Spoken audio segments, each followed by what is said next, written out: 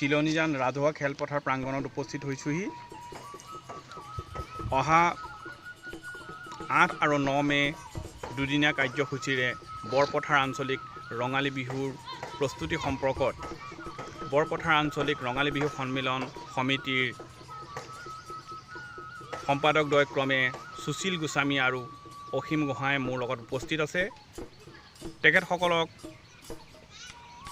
আমি লগ ধৰিবলৈ অহাৰ উদ্দেশ্য বৰ্তমান বিহুৰ প্ৰস্তুতি কেনেধৰণৰ হৈছে আহকচোন তেখেতলোকৰ মুখেৰে আমি শুনো।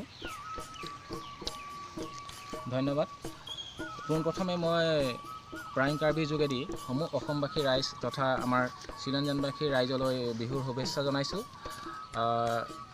এতিয়া আমি এই বছৰ 29তম বৰপথাৰ আঞ্চলিক ৰঙালী বিহু সন্মিলনখনি ইংৰাজী 8 আৰু 9 মে আৰু 24-25 বহাগ তাৰিখে উদযাপন কৰিবলৈ আগবাঢ়িছোঁ। বিহুৰ লগত সংগতি ৰাখি আমি এইবাৰ হুঁচৰি প্ৰতিযোগিতা, বৰ বিহুৱতী প্ৰতিযোগিতা আৰু সৰু বিহুৱতী প্ৰতিযোগিতা অনুষ্ঠিত কৰিম। হুঁচৰি প্ৰতিযোগিতাৰ প্ৰথম পুৰস্কাৰ আমি 25,000 নিৰ্ধাৰণ কৰিছোঁ আৰু দ্বিতীয় পুৰস্কাৰ 18,000 টকা।